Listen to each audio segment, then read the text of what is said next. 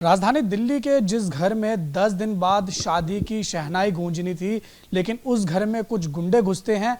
जिस दूल्हे के सर पर सेहरा सजना था, उसको घर के अंदर घुसकर पीटा जाता है, घसीटकर बाहर सड़क पर ले जाया जाता है और राजधानी दिल्ली जैसे शहर में भरी सड़क पर नंगा कर पीटा जाता है। ये पूरा क्या मामला है, हमारे साथ बात करेंगे बुजुर्ग दंपत्ति, उस युवक के माता पिता हमारे साथ मौजूद है बातचीत के लिए।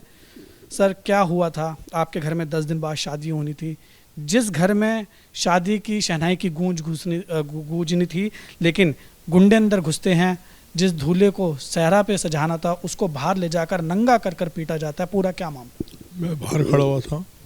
इन्होंने से जो पिंटू यादव है वो आया गाड़ी से अचानक और मेरे को धक्का दिया उन्होंने, और मेरे को पहले मैं 2-4 मुक्के मारे। फिर उन्होंने धक्का देकर मेरे को सीढ़ी के बल गिरा दिया। मैं सीढ़ी के बल नीचे गया और ये बेसमेंट है, नीचे जिम है जो, उसने मेरे को वहाँ पे जूतों से, लातों से, मुक्कों से बहुत मारा और रॉड से मेरे को मारा। या मेरा चेहरा देख सकते हैं, 2 दिन बाद का है। और इतना मारा कि मैं होश ही नहीं रहा मेरे को क्या हुआ। फिर बाद में थोड़ी देर में बाहर आता हूँ, देखता मेरा बेटा नंगा पड़ा हुआ है, उसको भी बहुत जूते से मार रहे हैं, बेरहमी से मार रहे हैं उन्हें। भारी सड़क पे, बिल्कुल सड़क पे सब। कोई मदद करने वाला नहीं आया, ना कोई पड़ोसी मदद करने आया, कोई भी नहीं आया हमारे मदद करने। आप बताइए मैडम, 10 दिन बाद आपके बच्चे की शादी थी, लड़के की शादी थी, क्या कुछ पूरा मामला?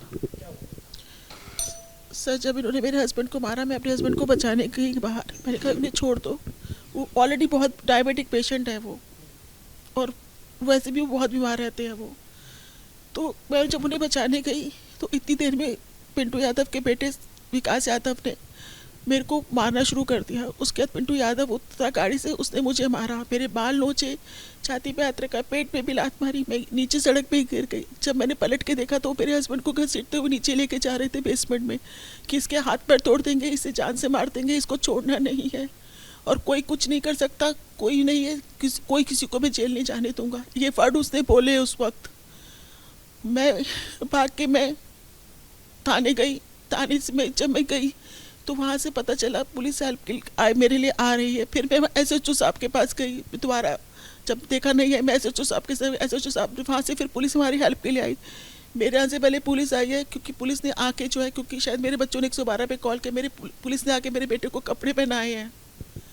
आप वीडियो भी देख सकते हैं, पुलिस ने ही मेरे बेटे को कपड़े पहनाए आके। मैंने आके देखा है कि मेरे बेटे की इतनी बुरी हालत थी।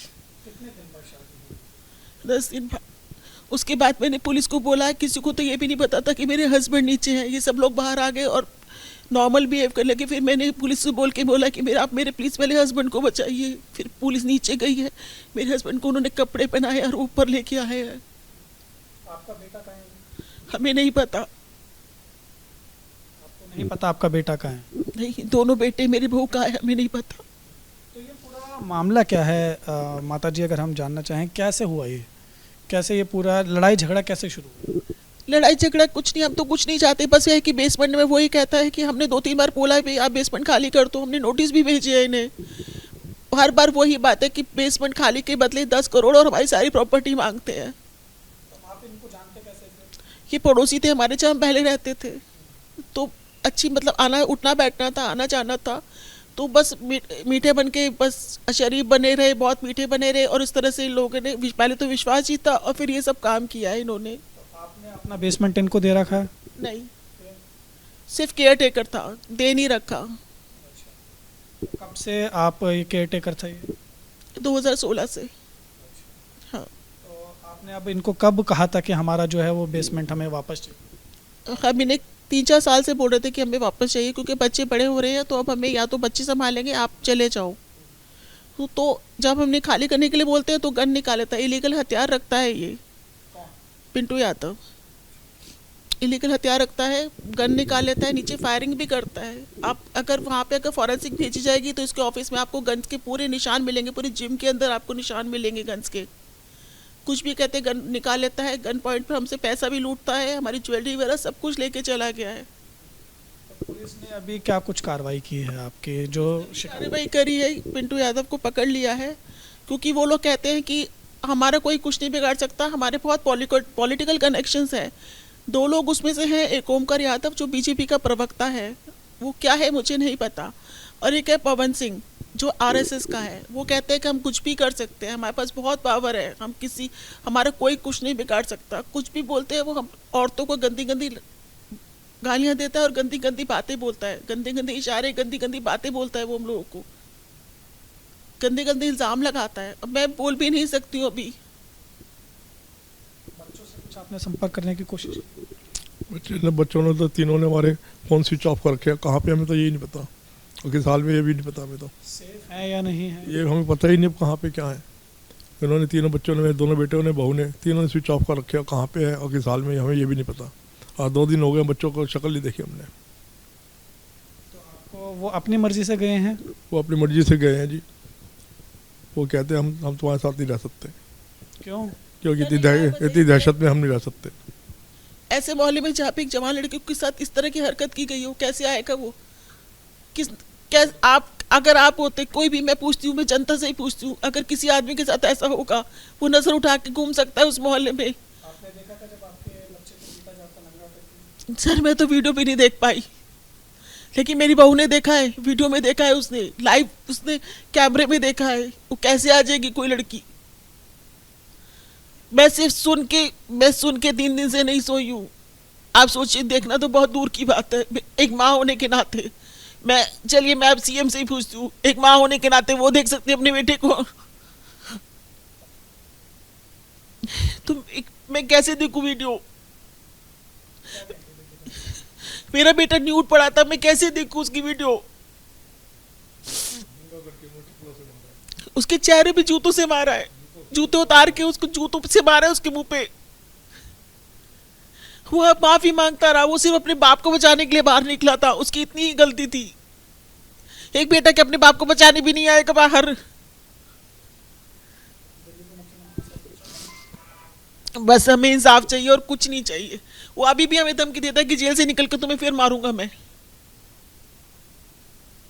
वीडियो में ये भी दिख रहा है, सीसीटीवी फुटेज जो आई है, कि पुलिस आती है, पुलिस के सामने वो सारे लोग खड़े हैं जो मारपीट कर रहे हैं, और पुलिस ही जो है वो उठाकर जो आपके बच्चे की पैंट है वो देती है। हाँ जी, पुलिस वाले ने ही उसको कपड़े पहनाए हैं, मेरे बेटे को पुलिस ने ही आके कपड़े पहनाए हैं। मेरे को भी नीचे पुलिस वालों ने ही कपड़े पहनाए हैं, मैं तो बिल्कुल नंगा पड़ा था, उन्होंने ही मेरे को कपड़े पहनाए हैं। उन्होंने, पुलिस वाले ही निकाल के आए। जब मैं वहाँ से थाने से आई तो जब पुलिस वाले यहाँ थे तो पुलिस वालों से ही मैंने हेल्प मांग के अपने हस्बैंड को नीचे से निकाला है।